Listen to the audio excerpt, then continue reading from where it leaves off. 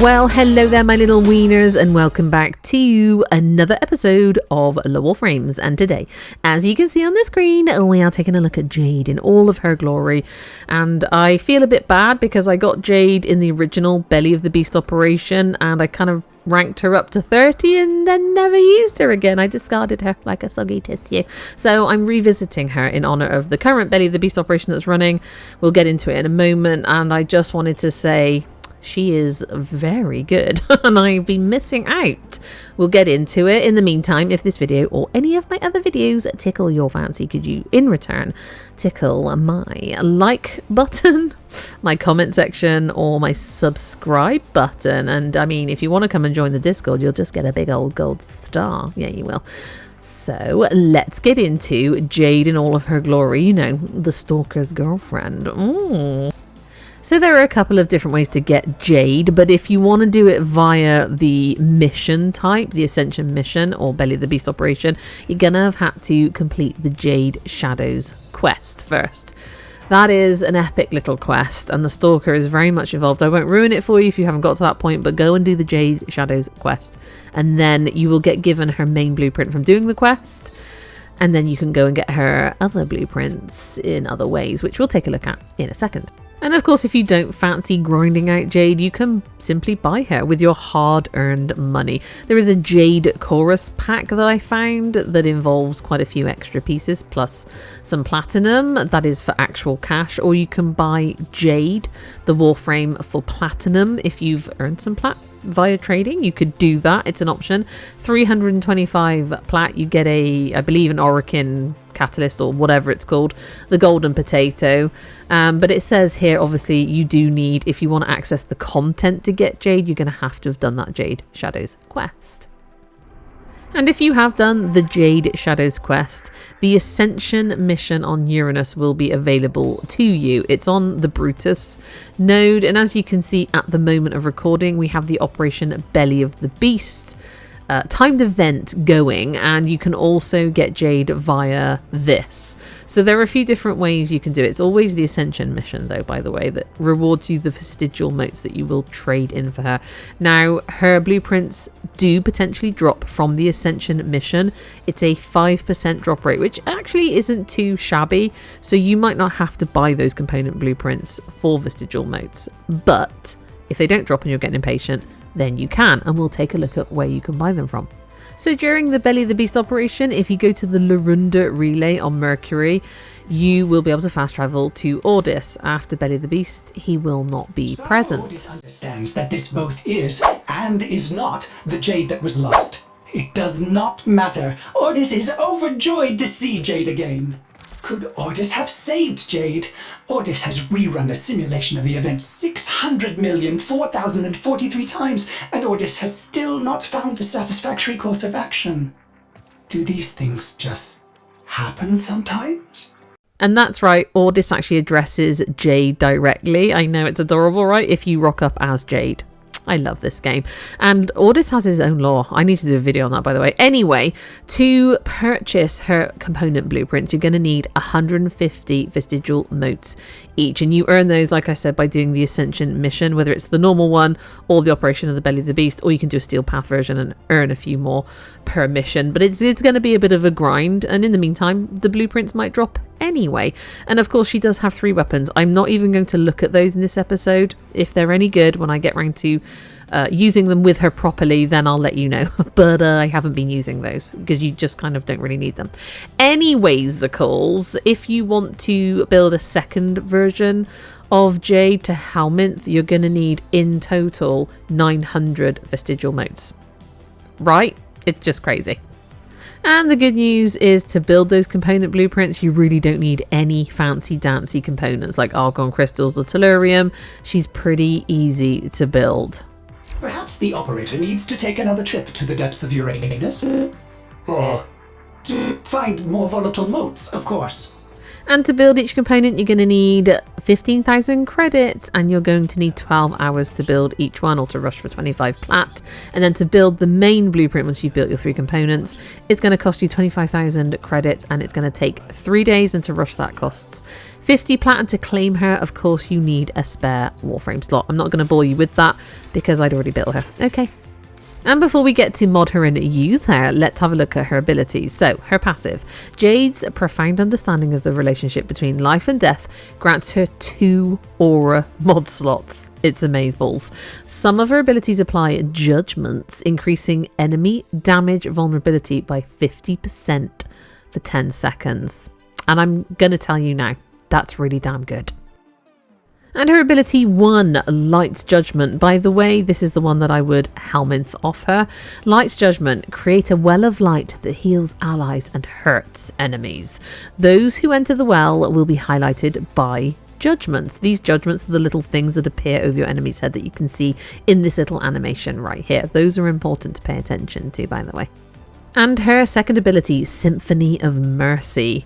Cycle through 3 songs that strengthen allies. Power of the 7 increases ability strength.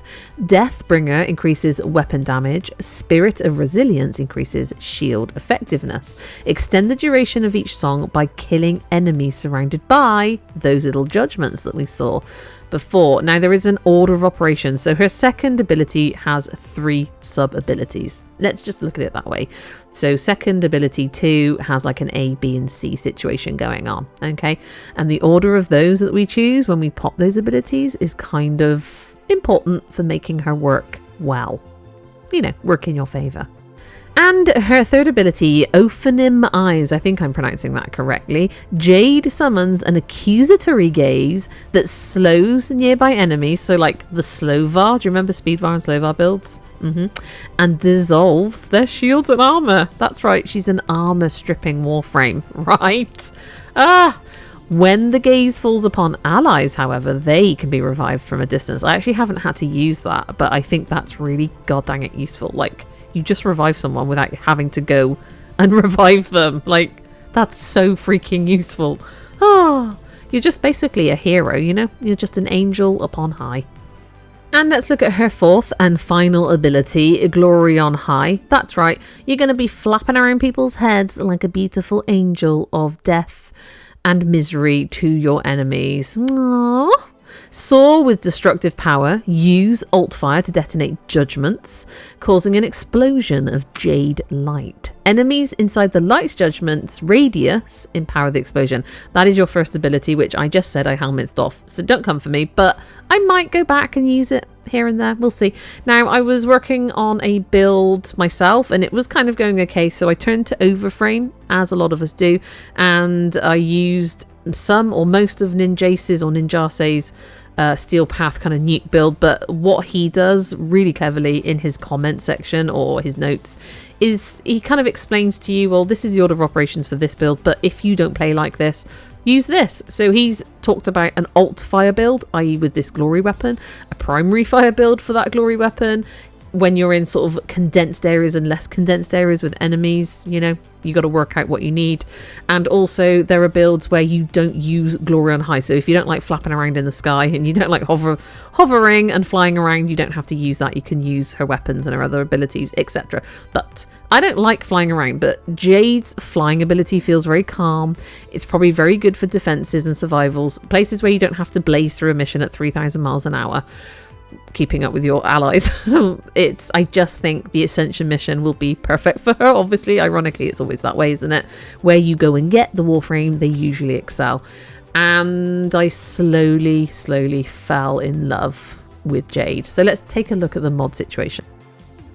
So I'm obviously not going to bore you with all of the rankings up at all, but I wanted to show you this pre-ranked up footage of her sort of empty mod slots. Now I need to know from someone, does she come with that left aura slot already formed, like so it's universal, or have I done that? Have I put an aura former in here? Go and check out my aura stroke omnia formers, by the way, episode which was out last week. But so it says Jade ranked 23. Now in my mind I ranked her up to 30, so did I then put an aura former in it? And why has it not got brackets 1? Do aura formers not show up as a former? I thought they did. Anyway, it doesn't matter. Either way, you're going to start with 2 aura slots, which is amazing. So because I'm an LR3, I get 30 base slots. I added a golden potato, a catalyst, an orichin, whatever it is, and a reactor. I can't remember which one's which for the Warframe or the weapons, but it's golden potato situation, and that doubled it up to 60. And then with the 2 aura mods, it boosted up to 88 slots. And this is room for me to get like really highly fused mods in. Now obviously if you don't have them, don't worry, you can use just continuity or intensify or whatever version of intensify you've got, whether it's Archon or precision, anything like that you can shove in. Now this is, like I said, I'm leaning heavily on, is it Ninjace or Ninjace's overframe build. I don't know if I used the same arcanes as he did. I certainly didn't use the same Archon shards.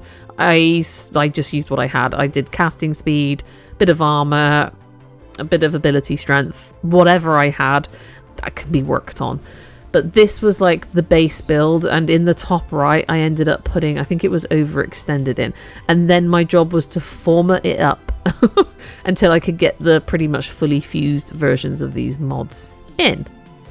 So as I mentioned, I leaned very heavily on Ninjace's or Ninjace's build on overframe. I didn't use the same arcanes, and he does suggest a few different abilities to switch out, and he does recommend switching out Light's Judgment. So I've put Nourish from Grendel using my Helminth on the first ability there. That gives us viral status and also helps our energy to boost up a bit quicker, and allies. And here you go, this is the build that I used for the footage you're about to see in the Simulacrum, and I did take her on Steel Path. She did okay-ish, but it still needs work. And as you can see, it's a Jade rank 18 now with 4 Former in, and it's still in progress, and there are still mods in here that I might want to switch around. I found that her efficiency and duration was not ideal for my playstyle, so I might have to tweak that slightly. And this is her, I'm calling it her exalted weapon. It's not, but it's a weapon that you use when you're in Glory on High, much like Hildrin's weapon that you use when she's flying around. And it's like one of her abilities, but Glory on High is really good because it's just like this endless ammo. You don't have to reload, and you just keep spamming it and then alt firing and exploding everything. So I used this build. I believe I got it from Ninja, so I'm not actually sure where I got this build from, but I feel like it wasn't fully my own. I do have my own in config A, but this one seemed to do a little better. So after all my hard ranking up, I headed to the Sanctum Simulacrum because I know that I can get level, is it 220 enemies here? And I have the groups of enemies, so I literally just worked my way through them. And as we do that, I'm going to tell you about the order of operations that I was using. Feel free to advise in the comments if you think there's a better way of doing it, or if there's something I'm missing. And obviously, like I said, this is just a work in progress, but I wanted to highlight how good she is without like a ton of work. I mean, 4 Former is a bit of investment, but she's still very tanky. She's still very good. Anyway, so what I did is, because I have Nourish on her first, I just popped that anyway first to boost up her energy and her viral status. And then we head over to her second ability and we choose Power of the 7. It is actually her first of the second abilities. There's 3 to cycle through. Now, Power of the 7 is an ability strength booster, so really I probably should have popped it before I did Nourish. No matter. I mean, it makes sense, doesn't it, to pop it before you pop all of your other abilities, because it's just going to boost them up. And then you can pop Ophanim Eyes if you wish. That is the armor stripper, and it also slows the enemies down as you look upon them and gaze and judgment. And then if you're popping the 4th ability, that's when you go up in the air like this. And this is when you can just spam Glory, which is like your weapon when you're up in the air. Now, it has primary fire and alt fire, if you recall. So as you're up here spamming it, judgments will appear over your enemy's heads. It's this little, it looks to me like a little bird or a bat or something. I don't actually know what it's supposed to be. It's a judgment. We're judging them. And if you spam then your secondary, your alt fire, I should say, on my Xbox controller, it's just pushing down. I think it's the LS button, pushing it down. You can do it at the same time as primary, by the way. And it will cause, hopefully, an explosion among your enemies. As you can see, they just went kaput. That's the little, oh, is it like a little winged thing? It's like a little bird, maybe? A little angel of judgment? I don't actually know. Maybe it's like a mini Jade just hovering over their heads so we can judge them and, i.e., murder them. And basically, when you're up in the air, if you swap your second ability now, like cycle it around to Deathbringer, and you pop Deathbringer, this, when you kill enemies with the judgments, these things over their heads, it extends Symphony of Mercy abilities by 2 seconds. So if you're killing enough stuff, you can keep that second ability kind of running indefinitely. It kind of self-sustains. I was still learning how to use that, but as you can see, the timer is going up in that bottom right corner by 2 seconds every time we're killing something, so it kind of, you don't have to keep popping it. So efficiency and duration you don't have to worry about too much. But when I took this build on Steel Path, that's when I actually started to struggle a little. And by struggle, I mean I died once on a Steel Path. Is it an daily excursion? I can't remember what they're called. And I also ran out of energy quite quickly because my efficiency is low. Now I do have Equilibrium in, which does help. I do have the Zenuric School of Focus, which helps with my energy, and with obviously Nourish as well. That takes your energy up high. Now, this is what I wanted to show you. The sentient enemies in Simulacrum. If you've ever seen any of my previous episodes, pretty much all of my previous Warframes die at the hands of the sentients before I can kill them. And if you keep a close eye on Jade's shields and health, yeah, they go down.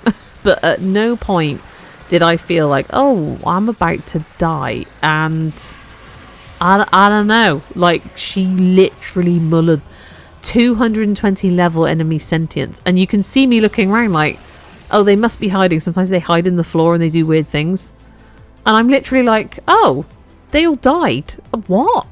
This is when I had that hallelujah moment of like, oh, Jade is actually really effing good. That was my oh moment. Oh, she's good. She killed everything. As you saw, as you just watched as I was talking to you. She freaking killed everything in the Simulacrum. I don't think I've had such a successful run. And this isn't a complete build.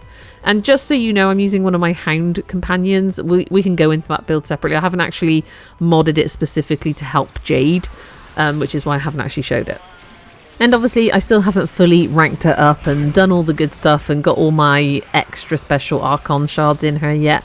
So I'm not bragging too much at all. I've done a couple of Steel Path and she seems okay.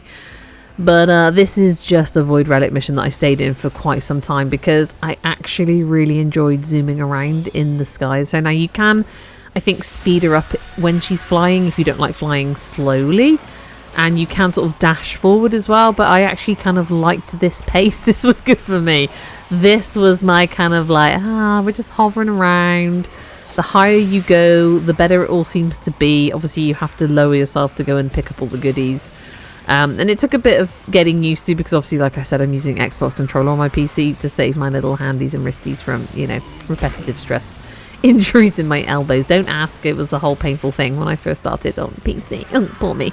But like, I was having a blast up in the sky here, like the beautiful glittery angel that I am, like raining down death with my judgments and my destruction from on high. So what do you think, guys, of Jade? And are there any Jade mains out there? And can you kind of guide us in the right direction? And I don't think there's just, like, you can have a generic build, but I think there's a lot to take into account for a lot of Warframes and a lot of builds and a lot of gamers. Like, your gameplay style is important. What you enjoy doing is important. How you're going to use your Warframe might not be the same way as someone else uses the same Warframe. Do you know what I'm saying? There are certain different missions that you might not want to do as a certain Warframe. Like, I probably wouldn't want to do a fast-paced mission in a public squad, like captures and things, as Jade, because I just don't feel like I'm in control fully of her speed. And I can go much quicker on the ground as a different Warframe, or fly much quicker as Titania, which I never do because I smash into every single surface, like I mentioned. But in the meantime, yeah, let me know what you think. And have you got any advice for the glory, the builds, the helmets, the archons, the arcanes, and like, do you use her weapons in conjunction with her? Because when she's up here in glory on high using her glory weapon, you don't seem to need any other weapons. So I was a bit kind of like, why would you have all her other weapons? Or do they boost up her abilities? Maybe have I missed something there? Let us know. Not that it's your job to do my job for me, but like, let's just tell me. Okay, cool. And if it's any good, I will definitely do an episode with her and her weapons, definitely, because I'm really enjoying using her. And while I'm just wrapping up this episode, please pay attention to the names on the screen. These are my lovely YouTube members who've paid their hard-earned money to access my videos earlier, and a lot of them are on the Discord. And I mean, when you see Venom's name, he is actually the guy who owns the clan, the Crystal Vipers, that I kind of run on behalf of him. So you're more than welcome to come and join the clan if you want, and or the Discord or whatever you want. And we don't just talk about Warframe over there. If you check my channel out, there's lots of other games that I'm playing. I'm trying to, you know, spread the wings and try different genres and just have some fun over here, y'all. So if you're enjoying it, please come and join in and say hi. And I just want to say thank you to those people for all of their support. They don't realise, because I can be quite quiet because I'm a busy woman sometimes, but I do watch what they're saying in the Discord. And I do notice all their comments on my videos and how much support they give me endlessly. I do appreciate it, my darlings. But in the meantime, what are we thinking about Jade? You know, have you got her? Did you get her and then not use her? Did you get her and use her and think, well, I don't know what I'm doing. She's not very good, whatever. And now you're thinking, maybe I need to give this another go, like what I did. Do you not have her? Are you going to go and grind her out? Like, what's going on? Where are you in the game? Let me know. Are you going to buy the pack? Like, I don't know. You might treat yourself. Who knows what you're going to be up to? But my darlings, I'd love to know in the comments where you're at. If there's a Jade expert around and you want to tell us a bit more about her amazing attributes, let us know. We're nosy.